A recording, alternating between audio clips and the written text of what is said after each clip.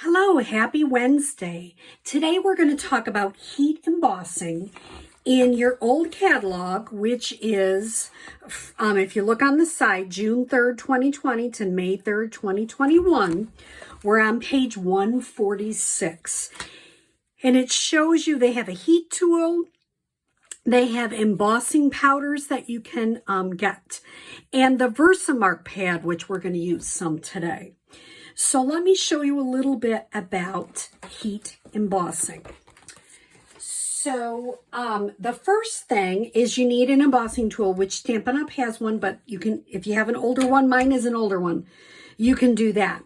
The other thing is if you go to like Joann's or Michael's or Hobby Lobby, which is now up in Eastview Mall, I saw, you can get what they call like an embossing buddy. It just puts powder on dark cardstock to help. So if you're doing stains, they won't cling to that. A couple of weeks ago, I showed you how you can use the gold embossing, and I'm trying to lay my hands on that right this minute.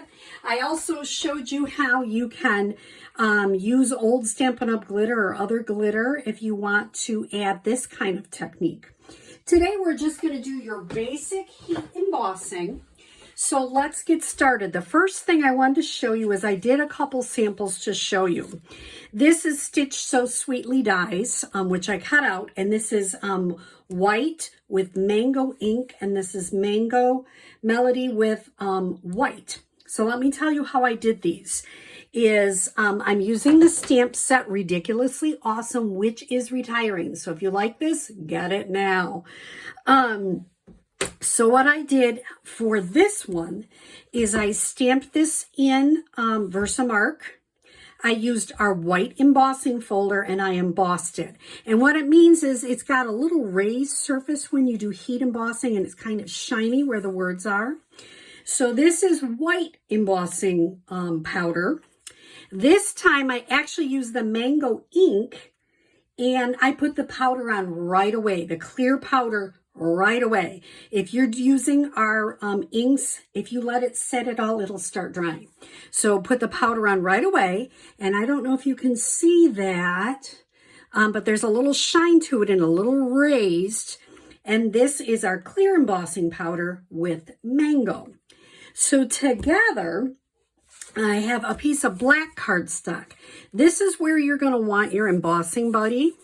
Don't worry, it looks a little like powdery right now. That's a good thing because that means the powder won't stick to it. I'm going to take this same stamp and I'm going to ink it up really good with my Versamark ink. And I'm going to stamp it. Make sure, remember, don't rock it, but just make sure it's all stamped, and I can kind of see that. Then what I'm going to do is I'm going to bring in my gold embossing powder, and I put it in a bigger bin. There's lots of different ways you can do this. And I am going to take my spoon. This is one of the easiest I found. And I am just going to go through and coat it all. Tap, tap, tap, tap, tap to get it off. If there's like an errant piece, you can just take your finger. Because you put that embossing buddy on there, it shouldn't have sticking different places. Now, I've seen people, if you want to have like a clipboard or something so you don't have to hold it. I don't have much to emboss, and my embossing gun has been working, so it's a little warm. So I'm going to go ahead and use this and just hold it. I'm going to try to keep my hands out of the way so you can see what I'm doing. I don't put it very far from what I'm going to emboss. And I start looking to see when it starts turning. Oh, can you see on the top there, it's starting to get brighter gold? That means that it's heating. It's heating that embossing powder up.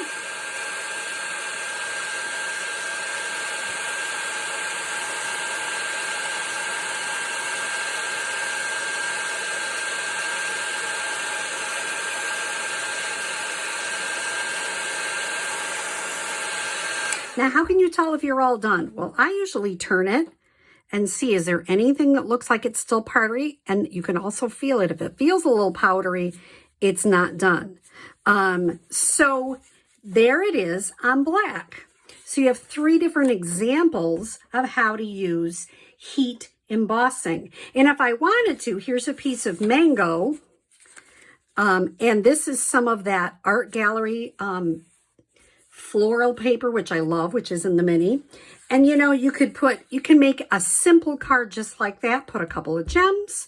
You could instead do this one. You could put a little ribbon, or if you really wanted a wow factor, you could do something like that. You can also, remember, do it this way. There's so many different ways. You can add some punched out elements. Heat embossing is really beautiful. And what I really like using heat embossing for is particularly at the holidays. I think if you have Merry Christmas or something and you've embossed it, it adds so much to your card.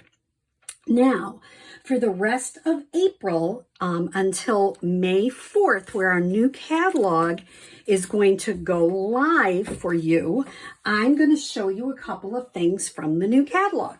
So today, we're going to start looking at the new in colors. So the first new in color is called Pale Papaya. It's just this beautiful peach color. I really like it. My favorite, though, is coming next. This is Soft Succulent. Oh, that is so pretty. This is Fresh Freesia. That's kind of like, it's similar to our pale, the plum color we had before. They're